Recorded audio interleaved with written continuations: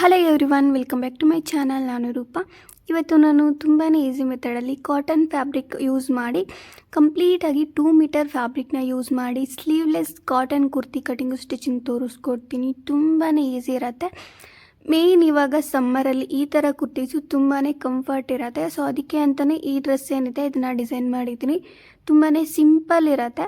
So ಬಿಗಿನರ್ಸ್ಗೆ definitely ಈ video useful ಆಗುತ್ತೆ ಅಂತಲೇ ಅಂದ್ಕೊಂಡಿದ್ದೀನಿ. ಸೊ ವಿಡಿಯೋ ಎಲ್ಲೂ ಸ್ಕಿಪ್ ಮಾಡದೆ ಕೊನೆ ತನಕ ನೋಡಿ. ಇದು ಕಂಪ್ಲೀಟಾಗಿ ಶಾರ್ಟ್ ಕುರ್ತಿ, ನೀವು ಜೀನ್ಸ್ಗೆ ಕೂಡ ಯೂಸ್ ಮಾಡ್ಕೋಬೋದು.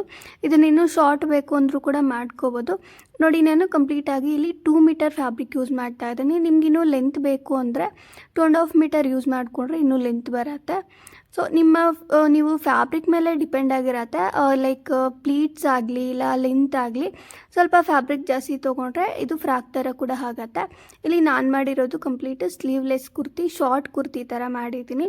ನೋಡಿ, ಇದು ಫಸ್ಟು ಬಾಡಿ ಪಾರ್ಟ್ ಕಟಿಂಗ್ ತೋರಿಸ್ತಿದ್ದೀನಿ. ಇದು 4 ಲೇಯರ್ಸ್ ಆಗಿ ಫೋಲ್ಡಿಂಗ್ ಮಾಡ್ಕೋಬೇಕು. ಲೆಂತ್ 14 ತೊಗೊಂಡಿದ್ದೀನಿ ಆ್ಯಂಡ್ ವಿಡ್ತು 11 ಇಂಚಸ್ ತೊಗೊಂಡಿದ್ದೀನಿ. ಇಲ್ಲಿ ನಾನು ತೋರಿಸ್ತಾ ಇರೋದು ಕಂಪ್ಲೀಟಾಗಿ ಮೀಡಿಯಮ್ ಸೈಜು. ಇಲ್ಲಿ ಶೋಲ್ಡರ್ ಲೆಂತ್ ಬಂದು 6 ಇಂಚಸ್ಗೆ ಮಾರ್ಕ್ ಮಾಡಿದೆ ಆ್ಯಂಡ್ ಅಲ್ಲಿಂದ 7 ಇಂಚಸ್ಗೆ ಆರ್ಮ್ ಹೋಲ್ ತೆಗೆದಿದ್ದೀನಿ. ಜಸ್ಟ್ ಅಲ್ಲಿಂದ ನೀಟಾಗಿ ಆರ್ಮ್ ಶೇಪ್ ಏನಿದೆ ಅದನ್ನು ಮಾರ್ಕಿಂಗ್ ಮಾಡ್ಕೋಬೇಕು. ಹಾಗೆ ನೆಕ್ ಲೆಂತು 3 ಇಂಚಸ್ ಮಾರ್ಕ್ ಮಾಡಿದೆ. ಇದು ನಿಮಗೆ ವಿಡ್ತು ಜಾಸ್ತಿ ಬೇಕು ಅಂದರೆ 3.5 ಇಂಚಸ್ಸು ಕೂಡ ತೊಗೋಬೋದು. ಮತ್ತು ಇಲ್ಲಿ ನಾನು ಫ್ರಂಟ್ ನೆಕ್ ಬಂದು ಕಂಪ್ಲೀಟಾಗಿ ವಿ ನೆಕ್ ಇಟ್ಟಿದ್ದೀನಿ. ನಿಮಗೆ ಬೇಕು ಅಂದರೆ ರೌಂಡ್ ಶೇಪ್ ಥರ ಕೂಡ ಇಟ್ಕೋಬೋದು. ನಾನಿಲ್ಲಿ ಡೀಪು 5.5 ಇಂಚಸ್ ಇಟ್ಟಿದ್ದೀನಿ. ನಿಮ್ಗೇನಾದರೂ ಡೀಪ್ ಜಾಸ್ತಿ ಅನಿಸಿದ್ರೆ 5 ಇಂಚಸ್ಸು ಕೂಡ ಇಟ್ಕೋಬೋದು.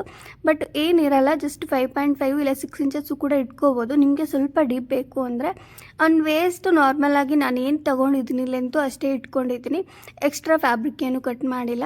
ಜಸ್ಟ್ ಇದಕ್ಕೆ ಹಾರ್ಮ್ ಶೇಪ್ ಏನಿದೆ ಅದನ್ನು ಕಟ್ ಮಾಡಿಕೊಂಡು ಈ ಪೀಸಸ್ಸು ನೀಟಾಗಿ ಸಪ್ರೇಟ್ ಮಾಡ್ಕೋಬೇಕು. ಬೋತ್ ಪಾರ್ಟ್ಸು ಕೂಡ, ಬೋತ್ ಫ್ರಂಟು ಮತ್ತು ಬ್ಯಾಕ್ ಏನಿದೆ ಅದು.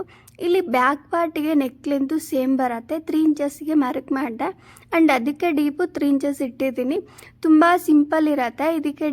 ಇದಕ್ಕೆ ಲೈನಿಂಗ್ ಏನು ಅಟ್ಯಾಚ್ ಮಾಡ್ತಿಲ್ಲ ನಾನು. ನೋಡಿ, 2 ನೆಕ್ ಪಾರ್ಟ್ಸು ಕೂಡ ನೀಟಾಗಿ ಕಟಿಂಗ್ ಮಾಡಿದೆ.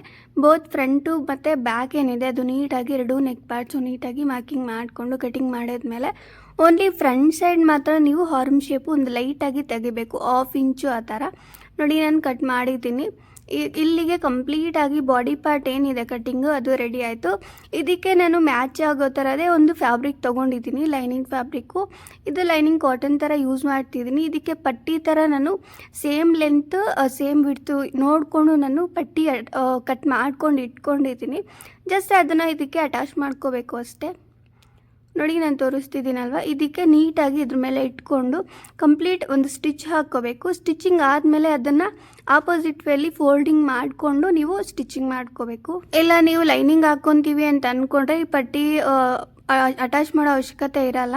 ಜಸ್ಟ್ ಲೈನಿಂಗ್ ಅಟ್ಯಾಚ್ ಮಾಡಿಕೊಂಡು ಅದನ್ನು ನೀಟಾಗಿ ಹಾಗೆ ಈ sleeve part neck part attach ಮಾಡಿಕೊಂಡು ಆಪೋಸಿಟ್ ವೇಟ್ ತೊಗೊಂಡ್ರೆ ಸೊ ಈ ಥರ ಪಟ್ಟಿ ಅಟ್ಯಾಚ್ ಮಾಡೋ ಅವಶ್ಯಕತೆ ಇರಲ್ಲ. ನಾರ್ಮಲಾಗಿ ಸ್ಟಿಚಿಂಗ್ ಮಾಡ್ಕೋಬೋದು.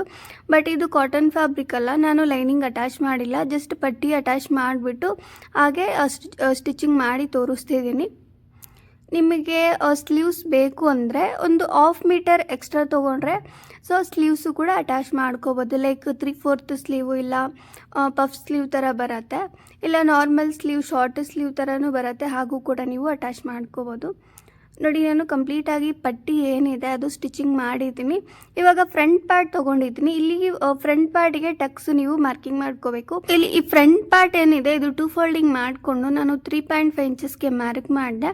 ಅಲ್ಲಿಂದ ಟಕ್ ಲೆಂತು 4 ಇಂಚಸ್ಗೆ ಮಾರ್ಕಿಂಗ್ ಮಾಡಿದ್ದೀನಿ. ಜಸ್ಟ್ ಆ ಕಡೆ ಈ ಕಡೆ ಒಂದು 1/2 ಇಂಚು ಮಾರ್ಕಿಂಗ್ ಮಾಡಿಕೊಂಡ್ರೆ ಎರಡು ಟಕ್ಸು ನೀಟಾಗಿ ಈ ಥರ ಬರುತ್ತೆ. ನೋಡಿ, ಕಂಪ್ಲೀಟ್ ಇನ್ನೊಂದು ಟಕ್ ಏನಿದೆ ಅದು ಕೂಡ ಹಾಗೆ ಬ್ಯಾಕ್ ಸೈಡ್ದು ಕೂಡ ನಾನು ಮಾರ್ಕಿಂಗ್ ಮಾಡಿದ್ದೀನಿ. ಸೊ ಇದೇ ಮೆಥಡಲ್ಲೇ 2 ಟಕ್ಸು ಕೂಡ ಮಾರ್ಕ್ ಮಾಡಿಕೊಂಡು ಒಂದು 1 ಇಂಚ್ ಬರುತ್ತೆ. ಹಾಫ್ ಇಂಚ್ ಅಂದರೆ 1 ಇಂಚ್ ಬರುತ್ತೆ. ಈ ಥರ 1 ಇಂಚ್ ಹಿಡ್ಕೊಂಡು 2 ಟಕ್ಸು ನೀವು ಸ್ಟಿಚಿಂಗ್ ಮಾಡ್ಕೋಬೇಕು. ಈ ರೀತಿ ಸ್ಟಿಚಿಂಗ್ ಮಾಡೋದ್ರಿಂದ ನಮಗೆ ವೇರ್ ಮಾಡಿದಾಗ ಸೊ ಚೆಸ್ಟ್ ಹತ್ರ ಸ್ವಲ್ಪ ಅಗಲ ಬರುತ್ತೆ ಆ್ಯಂಡ್ ಕಂಫರ್ಟ್ ಇರುತ್ತೆ. ಇದು ಬಸ್ಟ್ ಪಾರ್ಟ್ ಏನಿದೆ ಇದು ನೋಡಿ, ಕಂಪ್ಲೀಟಾಗಿ 2 ಟಕ್ಸು ಸ್ಟಿಚಿಂಗ್ ಆದಮೇಲೆ ಈ 2 ಪಾರ್ಟ್ಸು ನೀಟಾಗಿ ಶೋಲ್ಡರ್ ಪಾರ್ಟ್ ಹತ್ರ ಅಟ್ಯಾಚ್ ಮಾಡಿಕೊಂಡು ಸೈಡ್ ಫಿಟ್ಟಿಂಗ್ ಮಾಡ್ಕೋಬೇಕು. ಆ್ಯಂಡ್ ವೇಸ್ಟ್ ಪಾರ್ಟ್ ಹತ್ರ ಒಂದು 1 ಇಂಚು ಗ್ಯಾಪ್ ಇರೋ ಥರ ನೋಡ್ಕೋಬೇಕು. ಅದನ್ನು ಬಾಟಮ್ಗೆ ಅಟ್ಯಾಚ್ ಮಾಡೋದಕ್ಕೆ ಬೇಕಲ್ವ, ಸೊ ಅದನ್ನು ನೋಡಿಕೊಂಡು ನೀವು ಸ್ಟಿಚಿಂಗ್ ಮಾಡಿಕೊಂಡ್ರೆ ಆಗುತ್ತೆ. ನೋಡಿ, ಇಲ್ಲಿಗೆ ಬಾಡಿ ಪಾರ್ಟ್ ಏನಿದೆ ಸ್ಟಿಚಿಂಗು ಕೂಡ ಆಯಿತು. ಇವಾಗ ನಾನು ಬಾಟಮ್ ಪಾರ್ಟ್ ತೋರಿಸ್ತೀನಿ. ಕಂಪ್ಲೀಟಾಗಿ ಬಾಡಿ ಪಾರ್ಟ್ಗೆ ಹಾಗೆ ಮಿಕ್ಕಿರೋ ರಿಮೈನಿಂಗ್ ಫ್ಯಾಬ್ರಿಕ್ ಏನಿದೆ ಅದನ್ನು ನಾನು ಬಾಟಮ್ಗೆ ಯೂಸ್ ಮಾಡ್ತಿದ್ದೀನಿ. ನೋಡಿ, ಇದನ್ನು ಈ ರೀತಿ 2 ಫೋಲ್ಡಿಂಗ್ ಮಾಡ್ಕೋಬೇಕು. 2 ಫೋಲ್ಡಿಂಗ್ ಮಾಡಿಕೊಂಡು ಅದನ್ನು 2 ಪೀಸಸ್ ಆಗಿ ನಾನು ಕಟಿಂಗ್ ಮಾಡ್ಕೊಂಡಿದ್ದೀನಿ. ಜಸ್ಟ್ ಏನೂ ಇಲ್ಲ, ತುಂಬ ಸಿಂಪಲ್. ಈ ಥರ ನೀಟಾಗಿ ಲೈಟಾಗಿ ಒಂದು 1 ಇಂಚು ನೋಡಿಕೊಂಡು ನೀವು ಪ್ಲೀಟ್ಸ್ ಏನಿದೆ ಅದನ್ನು ನೀವು ಸ್ಟಿಚಿಂಗ್ ಮಾಡ್ಕೋಬೇಕು. ನೋಡಿ, ನಾನು ಕಂಪ್ಲೀಟಾಗಿ ಪ್ಲೀಟ್ಸ್ ಸ್ಟಿಚಿಂಗ್ ಮಾಡಿದ್ದೀನಿ. ಸ್ವಲ್ಪ ಅಂದಾಜು ಮೇಲೆ ನಿಮಗೆ ಐಡಿಯಾ ಇದ್ದರೆ ಸೊ ಈ ಥರ ಪ್ಲೀಟ್ಸು ಸ್ಟಿಚಿಂಗ್ ಮಾಡ್ಕೋಬೇಕು. ಸ್ಟಿಚಿಂಗ್ ಆದಮೇಲೆ ಈ ಬಾಡಿ ಪಾರ್ಟ್ ಇರುತ್ತಲ್ವ, ವೇಸ್ಟ್ ಲೆಂತ್ ಕರೆಕ್ಟಾಗಿ ಇದೆಯೋ ಇಲ್ಲವೋ ಅಂತ ಚೆಕ್ ಮಾಡ್ಕೋಬೇಕು. ಚೆಕ್ ಮಾಡಿಕೊಂಡು ಪ್ಲೀಟ್ಸ್ ನೀವು ಮತ್ತೆ ಅಡ್ಜಸ್ಟ್ ಮಾಡ್ಕೋಬೋದು. ಇಲ್ಲ ಕಾರ್ನರ್ ಇರುತ್ತಲ್ವ, 2 ಕಾರ್ನರಲ್ಲೂ ಒಂದೊಂದು ಪ್ಲೀಟು ರಿಮೂವ್ ಮಾಡಿಕೊಂಡ್ರು ಕೂಡ ಸೊ ಅಡ್ಜಸ್ಟ್ ಆಗುತ್ತೆ. ನೋಡಿ, ನಾನು ಸ್ಟಿಚಿಂಗ್ ಮಾಡಿದ್ದೀನಿ. ಇನ್ನೊಂದು ಬಾಟಮ್ ಪಾರ್ಟ್ ಬ್ಯಾಕ್ ಸೈಡ್ದು ಕೂಡ ನಾನು ಪ್ಲೀಟ್ಸ್ ರೆಡಿ ಮಾಡಿಕೊಂಡು ನೀಟಾಗಿ ಸೈಡಲ್ಲಿ ಅಟ್ಯಾಚ್ ಮಾಡಿಕೊಂಡು ಹಾಗೆ ಕಾರ್ನರು ಕೂಡ ಸ್ಟಿಚಿಂಗ್ ಮಾಡಿದ್ದೀನಿ. ಇವಾಗ 2 ಪಾರ್ಟ್ಸೂ ಈ ವೇಸ್ಟ್ ಪಾರ್ಟಿಗೆ ಕರೆಕ್ಟಾಗಿ ಅಡ್ಜಸ್ಟ್ ಮಾಡಿಕೊಂಡು ನೀವು ಅಟ್ಯಾಚ್ ಮಾಡ್ಕೋಬೇಕು. ಹಾಗೆ ಸೈಡ್ ಫಿಟ್ಟಿಂಗ್ ಮಾಡಿಕೊಂಡ್ರೆ ಕಂಪ್ಲೀಟಾಗಿ ಕುರ್ತಿ ಏನಿದೆ ಅದು ರೆಡಿ ಆಗುತ್ತೆ. ಇಲ್ಲಿ ನಾನು ಇದರಲ್ಲೇ ಸ್ವಲ್ಪ ಫ್ಯಾಬ್ರಿಕ್ಕು ಸಪ್ರೇಟ್ ಮಾಡ್ಕೊಂಡಿದ್ದೆ. ಬ್ಯಾಕ್ ಸೈಡಿಗೆ ಥ್ರೆಡ್ಸ್ ಥರ ಸ್ಟಿಚಿಂಗ್ ಮಾಡೋಣ ಅಂತ. ಇದನ್ನು ಅಟ್ಯಾಚ್ ಮಾಡೋದ್ರಿಂದ ನಿಮಗೆ ಸ್ವಲ್ಪ ಲೂಸ್ ಇದ್ರೂ ಇದನ್ನು ಕಟ್ಕೊಂಡ್ರೆ ಸ್ವಲ್ಪ ಫಿಟ್ಟಿಂಗ್ ಚೆನ್ನಾಗಿರುತ್ತೆ. ಈ ಥರ ಶಾರ್ಟ್ ಕುರ್ತೀಸ್ಗೆ ಈ ಥರ ಥ್ರೆಡ್ಸ್ ಅಟ್ಯಾಚ್ ಮಾಡೋದ್ರಿಂದ ಲುಕ್ ವೈಸು ಕೂಡ ಚೆನ್ನಾಗಿರುತ್ತೆ. ಅದಕ್ಕೆ ನಾನು ಇದನ್ನು ಸ್ಟಿಚಿಂಗ್ ಮಾಡ್ಕೊಂಡಿದ್ದೀನಿ. ಜಸ್ಟ್ ಇದನ್ನು 2 ಫೋಲ್ಡಿಂಗ್ ಮಾಡಿಕೊಂಡು ಸ್ವಲ್ಪ ಕ್ರಾಸಾಗಿ ಈ ಥರ ಈ ಮೆಥಡಲ್ಲಿ ನೀವು ಸ್ಟಿಚಿಂಗ್ ಮಾಡಿಕೊಂಡ್ರೆ ಸೊ ಕರೆಕ್ಟಾಗಿ ಬರುತ್ತೆ. ಅದನ್ನು ಆಪೋಸಿಟ್ ವೇಲಿ ತೊಗೊಂಡ್ರೆ ಕಂಪ್ಲೀಟಾಗಿ ಈ ಥರ ಬರುತ್ತೆ. ಇದನ್ನು ನೀಟಾಗಿ ಇದ್ರ ಒಳಗಡೆಗೆ ಸೇರಿಸ್ಕೊಂಡು ಸೈಡ್ ಫಿಟ್ಟಿಂಗ್ ಕಡೆ ಮಾತ್ರ ನೀವು ಅಟ್ಯಾಚ್ ಮಾಡ್ಕೋಬೇಕು. ನೋಡಿ, ನಾನು ತೋರಿಸ್ತಿದ್ದೀನಿ. ಈ ರೀತಿ ಸ್ಟಿಚಿಂಗ್ ಮಾಡೋದ್ರಿಂದ ಕಂಪ್ಲೀಟಾಗಿ ಇದನ್ನು ಅಟ್ಯಾಚ್ ಮಾಡಿದಾಗ ಬ್ಯಾಕ್ ಸೈಡು ಫೋಲ್ಡಿಂಗ್ ಮಾಡಿದಾಗ ಸೊ ಫಿಟ್ಟಿಂಗ್ ಕರೆಕ್ಟಾಗಿರುತ್ತೆ. ಇಲ್ಲಿಗೆ ಕಂಪ್ಲೀಟಾಗಿ ಶಾರ್ಟ್ ಕುರ್ತಿ ಏನಿದೆ ಅದು ರೆಡಿ ಆಯಿತು. ನಿಮ್ಗೆ ಈ ವಿಡಿಯೋ ಯೂಸ್ಫುಲ್ ಆಗಿದ್ದರೆ ಪ್ಲೀಸ್ ಲೈಕ್ ಮಾಡಿ, ಶೇರ್ ಮಾಡಿ and please subscribe my channel. And ಈ ವಿಡಿಯೋ ಹೇಗೆ ಅನ್ನಿಸ್ತು ಅಂತ ಕಮೆಂಟ್ ಮಾಡೋದನ್ನು ಮರಿಬೇಡಿ. ಇದೇ ಥರ ಇವಾಗ ಮೇನ್ ಸಮ್ಮರಲ್ಲಿ ಶಾರ್ಟ್ ಕುರ್ತೀಸ್ ಇಲ್ಲ ಫ್ರಾಕ್ಸ್ ಬೇಕು ಅಂದರೆ ಕಮೆಂಟ್ ಮಾಡಿ. Thank you.